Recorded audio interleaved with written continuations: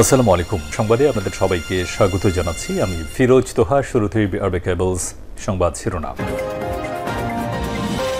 জানিয়ে দেব এই মুহূর্তে হাতে পাওয়া সর্বশেষ গুরুত্বপূর্ণ আপডেট বাংলা সংবাদ। শুরুতেই থাকছে, শেখ হাসিনাকে কি বাংলাদেশের হাতে তুলে দেবে ভারত? বাংলাদেশের সাবেক প্রধানমন্ত্রী শেখ হাসিনা ভারতে থাকার ৫০ দিন পূর্ণ হয়েছে। সাবেক উপদেষ্টা ডক্টর মোহাম্মদ ইউনুস সম্প্রতি ভারতের বার্তা সংস্থা পিটিআইকে দেওয়া সাক্ষাৎকারে বলেছেন, ন্যায় বিচারের জন্য শেখ হাসিনাকে দেশে ফিরিয়ে আনা প্রয়োজন। ইতিমধ্যেই শেখ হাসিনার কূটনৈতিক পাসপোর্ট বাতিল করা হয়েছে।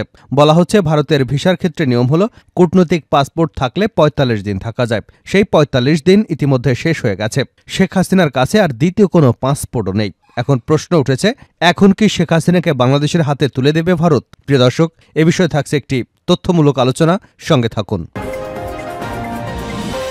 এবারে জানাবো, মির্জা আব্বাসের উপর হামলা, রিমান্ড শেষে কারাগারে মেনন। বিএনপির স্থায়ী কমিটির সদস্য মির্জা আব্বাসের উপর হামলায় ওয়ার্কার্স পার্টির সভাপতি ও সাবেক মন্ত্রী রাশেদ খান মেননকে ৩ দিনের রিমান্ড শেষে কারাগারে পাঠানো হয়েছে। বুধবার ঢাকার অতিরিক্ত মহানগর হাকিম মোহাম্মদ সানাউল্লাহ এ আদেশ দিয়েছেন। এর আগে দুপুরে মেননকে রিমান্ড শেষে আদালতে হাজির করা হয়। মামলার তদন্ত কর্মকর্তা তাকে কারাগারে আটক রাখার আবেদন করেন। জানাবো, কুষ্টিয়ায় আওয়ামী লীগ নেতাকে কুপিয়ে জখম। কুষ্টিয়ার খোকসা উপজেলার জানিপুর ইউনিয়ন আওয়ামী লীগের সাধারণ সম্পাদক মুজিবুর রহমানকে কুপিয়ে জখম করেছে দুর্বৃত্তরা। তাকে কুষ্টিয়া জেনারেল হাসপাতালে ভর্তি করা হয়েছে। বুধবার সকালে উপজেলার জানিপুর ইউনিয়নের শেখপাড়া বিহারিয়া গ্রামে ঘটনা ঘটে। মুজিবুর একই ইউনিয়ন পরিষদের বর্তমান চেয়ারম্যানও। এদিকে নেচে গিয়ে যুবককে পিটিয়ে হত্যার ঘটনায় গ্রেপ্তার ৩। চট্টগ্রামে খুঁটিতে বেঁধে নেচে গিয়ে যুবক সাদাত হোসেনকে পিটিয়ে হত্যার ঘটনায় ৩ জনকে গ্রেপ্তার করেছে পুলিশ। তাদের মধ্যে একজন কিশোর। গত মঙ্গলবার নগরের বিভিন্ন এলাকা থেকে ৩ জনকে গ্রেপ্তার করেছে। জানিয়ে দেব, নতুন বাংলাদেশ গড়তে বিদেশি বন্ধুদের সহযোগিতা চাইলেন ডক্টর ইউনুস। অন্তর্বর্তীকালীন সরকারের প্রধান উপদেষ্টা ডক্টর মোহাম্মদ ইউনুস বলেছেন, যুব সমাজের জীবন উৎসর্গ এবং অদম্য নেতৃত্বের মধ্য দিয়ে বাংলাদেশে যুগান্তকারী পরিবর্তন ঘটেছে। একটি বৈষম্যহীন সমাজ, সমৃদ্ধ দেশ গড়ার লক্ষ্যে তারা জীবন দিয়েছে। তরুণদের এই স্বপ্নের নতুন বাংলাদেশ গড়ে তুলতে বিদেশি বন্ধুদের সহযোগিতা চাই। মঙ্গলবার সন্ধ্যায় যুক্তরাষ্ট্রের নিউ ইয়র্কে জাতিসংঘ সাধারণ পরিষদের অধিবেশনের ফাঁকে এক সংবর্ধনা অনুষ্ঠানে তিনি এই সহায়তা চেয়েছেন। এবং সর্বশেষ জানাবো আন্তর্জাতিক সংবাদ, হিজবুল্লাহ রকেট হামলায় পড়ছে ইসরায়েলের শহর। লেবাননের সশস্ত্র গোষ্ঠী হিজবুল্লাহ দখলকৃত উত্তর ফিলিস্তিনের সাফেদ শহরে হামলা চালিয়েছে। বুধবার সকালে হামলার পরে ওই শহরে আগুন লাগার খবর পাওয়া গেছে। ইসরায়েলি মিডিয়া সূত্র অনুযায়ী প্রায় ৪০টি রকেট লেবানন থেকে সাফেদের দিকে ছোড়া হয়েছে।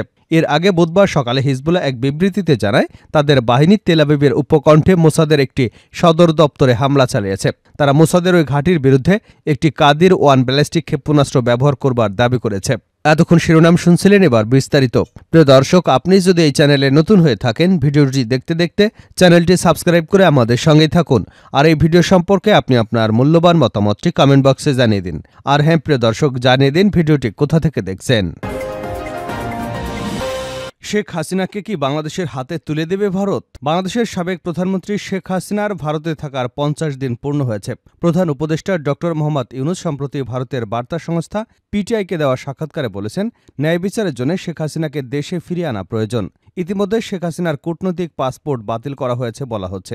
ভারতের ভিসার ক্ষেত্রে নিয়ম হল কূটনৈতিক পাসপোর্ট থাকলে ৪৫ দিন থাকা যায়। সেই ৪৫ দিন শেষ হয়ে গেছে। প্রশ্ন উঠেছে, এখন কি শেখ হাসিনাকে বাংলাদেশের হাতে তুলে দেবে ভারত? ভারত কি করতে পারে?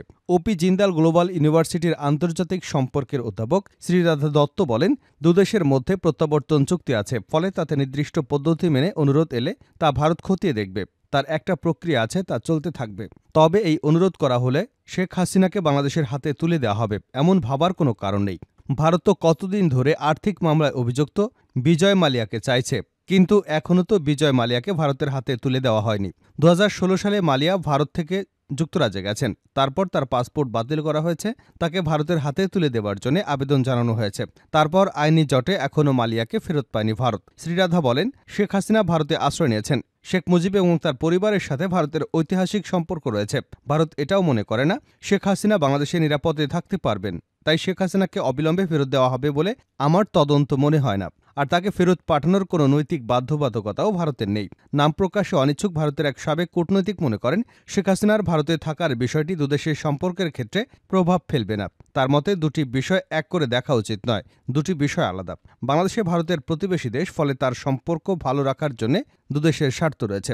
দলাই লামার প্রসঙ্গ টেনে তিনি বলেন, তাকেও ভারত আশ্রয় দিয়েছিল, তিনি দীর্ঘদিন ভারতে থেকেছেন, তারপরেও তো তার থাকা না থাকার বিষয়টি আলোচনার ক্ষেত্রে বাধা হয়নি। বাংলাদেশের স্বরাষ্ট্র মন্ত্রণালয় শেখ হাসিনার কূটনৈতিক পাসপোর্ট বাতিল করেছে, তার কাছে আর কোনো বৈধ পাসপোর্ট নেই। সুরক্ষা বিশেষজ্ঞ এবং সাবেক আইপিএস অফিসার শান্তনু মুখোপাধ্যায় বলেন, টেকনিক্যাল বলা যেতে পারে শেখ হাসিনা স্টেটলেস, তিনি ভারত থেকে বাইরের কোনো দেশে যেতে পারবেন না, কিন্তু ভারতে থাকার ক্ষেত্রে তার কোনো অসুবিধা নেই। ফলে তিনি কতদিন এখানে থাকবেন, তাকে বাংলাদেশের হাতে দেওয়া হবে কিনা, এটা শীর্ষ পর্যায়ে রাজনৈতিক সিদ্ধান্ত বলে বিশেষজ্ঞরা জানিয়েছেন। এখন যা পরিস্থিতি, তাতে প্রত্যাবর্তন আবেদন করা হলেও শেখ হাসিনাকে অদূর ভবিষ্যতে বাংলাদেশের হাতে তুলে দেবার সম্ভাবনা আছে বলে অন্তত মনে করছেন না। মির্জা আব্বাসের উপর হামলা, রিমান্ড শেষে কারাগারে মেনন। বিএনপির স্থায়ী কমিটির সদস্য মির্জা আব্বাসের উপর হামলায় ওয়ার্কার্স পার্টির সভাপতি ও সাবেক মন্ত্রী রাশেদ খান মেননকে 3 দিনের রিমান্ড শেষে কারাগারে পাঠানো হয়েছে। বুধবার ঢাকার অতিরিক্ত প্রধান মহানগর হাকিম মোহাম্মদ সানাউল্লাহ এ আদেশ দিয়েছেন। এর আগে দুপুরে মেননকে রিমান্ড শেষে আদালতে হাজির করা হয়। মামলার তদন্ত কর্মকর্তা তাকে কারাগারে আটক রাখার আবেদন করেছেন। মামলা সূত্রে জানা গেছে, 2018 সালের 15 ডিসেম্বর রমনা থানাধীন সেগুন বাগিচায় মির্জা আব্বাসের নেতৃত্বে নির্বাচনী প্রচারণার সময় আসামি মেননের নির্দেশনায় কয়েকজন দেশীয় অস্ত্রশস্ত্র নিয়ে হামলা চালায়। এ সময় তারা মির্জা আব্বাস সহ তার সঙ্গে থাকা নেতাকর্মীদের হত্যা চেষ্টা করে। এ ঘটনায় গত 28 আগস্ট বিএনপি নেতা ইমাম হোসেন বাদী হয়ে শাহবাগ থানায় একটি হত্যাচেষ্টা মামলা দায়ের করেন।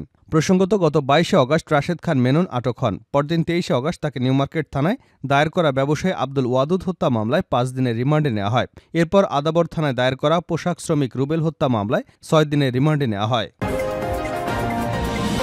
কুষ্টিয়া আওয়ামী লীগ নেতাকে কুপিয়ে জখম। কুষ্টিয়ার খোকসা উপজেলার জানিপুর ইউনিয়নের আওয়ামী লীগের সাধারণ সম্পাদক মুজিবুর রহমান 45-এর উপর হামলা চালিয়ে কুপিয়ে জখম করেছে দুর্বৃত্তরা। তাকে কুষ্টিয়া জেনারেল হাসপাতালে ভর্তি করা হয়েছে। বুধবার সকালে উপজেলার জানিপুর ইউনিয়নের শেখপাড়া বিহারিয়া গ্রামে ঘটনা ঘটে। মুজিবুর একই ইউনিয়ন পরিষদের বর্তমান চেয়ারম্যানও। স্থানীয় সূত্র জানায়, মুজিবুর রহমান মাজিদ বুধবার সকালে বাড়ি থেকে মোটরসাইকেল যোগে তার মাছের খামারে যাচ্ছিলেন। এ সময় কয়েকজন দুর্বৃত্ত তার পথ আটকে ধারালো অস্ত্র দিয়ে কুপিয়ে গুরুতর জখম করে ফেলে রেখে চলে যায়। পরে স্থানীয়রা আশঙ্কাজনক অবস্থায় উদ্ধার করে খোকসা উপজেলা স্বাস্থ্য কমপ্লেক্সে নিয়ে যায়। অবস্থার অবনতি হলে সেখান থেকে উন্নত চিকিৎসার জন্য কুষ্টিয়া জেনারেল হাসপাতালে নেওয়া হয়। নাম প্রকাশে অনিচ্ছুক খোকসা উপজেলা আওয়ামী লীগের এক নেতা জানান, স্থানীয় যুবদল নেতা শামীম গাজী এবং শমশেরের সঙ্গে মুজিবুরের বিরোধ চলে আসছিল। তারই জের ধরে বিরোধী পক্ষের নেতাকর্মীরা এ হামলা চালিয়েছে। আওয়ামী লীগ নেতা মাজিদের স্ত্রী আফরোজা জানান, তার স্বামী মুজিবুর রহমান মজিদ দীর্ঘদিন ধরে আওয়ামী লীগের রাজনীতির সঙ্গে সম্পৃক্ত। সরকার পরিবর্তনের পর তার উপর হামলার পরিকল্পনা নেয় স্থানীয় যুবদলের কিছু নেতাকর্মী। তারই জের ধরে যুবদল নেতা শামীম গাজী এবং শমশেরের নেতৃত্বে হামলার ঘটনা ঘটেছে। এ বিষয়ে খোকসা থানার ওসি আনুর জায়েজ বলেন, খোকসা জানিপুর ইউনিয়ন পরিষদ চেয়ারম্যান মুজিবুর রহমান মজিদের উপর হামলার ঘটনা ঘটেছে। তাকে কুপিয়ে জখম করা হয়েছে, তবে কারা এ ঘটনা ঘটিয়েছে তিনি নিশ্চিত হতে পারেননি। ঘটনাস্থলে পরিদর্শন করা হয়েছে। এলাকার পরিস্থিতি বর্তমানে শান্ত রয়েছে। বিষয়টি খতিয়ে দেখতে এবং জড়িতদের বিরুদ্ধে ব্যবস্থা নেওয়া হবে। শেষ করছে আন্তর্জাতিক সংবাদ দিয়ে। হিজবুল্লাহ রকেট হামলায় পুড়ছে ইসরায়েলের শহর। লেবাননের সশস্ত্র গোষ্ঠী হিজবুল্লাহ দখলকৃত দক্ষিণ ফিলিস্তিনের শাফেদ শহরে হামলা চালিয়েছে। বুধবার সকালে এ হামলার পরে ওই শহরে আগুন লাগার খবর পাওয়া গেছে। ইসরায়েলি মিডিয়ার সূত্র অনুযায়ী প্রায় 40টি রকেট লেবানন থেকে সাফেদের দিকে ছোড়া হয়েছে। এর আগে বুধবার সকালে হিজবুল্লাহ এক বিবৃতিতে জানায়, তাদের বাহিনী তেল আবিবের উপকণ্ঠে মোসাদের একটি সদর দপ্তরে হামলা চালিয়েছে। তারা মোসাদের ওই ঘাঁটির বিরুদ্ধে একটি গাদিরন ব্যালিস্টিক ক্ষেপণাস্ত্র ব্যবহার করবার দাবি করেছে। হিজবুল্লাহ গত বছরের 8 অক্টোবর থেকে নিয়মিত ইসরায়েলের সামরিক অবস্থানের বিরুদ্ধে হামলা চালিয়ে আসছে, যা গাজা এবং দক্ষিণ লেবাননের বিরুদ্ধে ইসরায়েলি দখলদারিত্বের প্রতিশোধ হিসেবে বিবেচিত হচ্ছে। গত 7 অক্টোবরের পর থেকেই ইসরায়েল গাজায় বর্বর যুদ্ধ শুরু করেছে। চলমান এই ইসরায়েলি আগ্রাসনে গাজায় গত 24 ঘণ্টায়ও 24 জন ফিলিস্তিনি নিহত এবং 60 জন আহত হয়েছে। জানিয়ে গত অক্টোবর থেকে চলা ইসরায়েলি হামলায় পর্যন্ত নিহতের সংখ্যা 41,431 ছাড়িয়ে গেছে, আর আহতের সংখ্যা গিয়ে ঠেকেছে 95,000-এ। ইসরায়েল গাজায় 2 মিলিয়নেরও বেশি ফিলিস্তিনিদের উপর সম্পূর্ণ অবরোধ আরোপ করেছে, যার ফলে জ্বালানি, বিদ্যুৎ, খাদ্য ও পানির সরবরাহ বন্ধে পুরো উপত্যকা এখন বদ্ধভূমিতে পরিণত হয়েছে।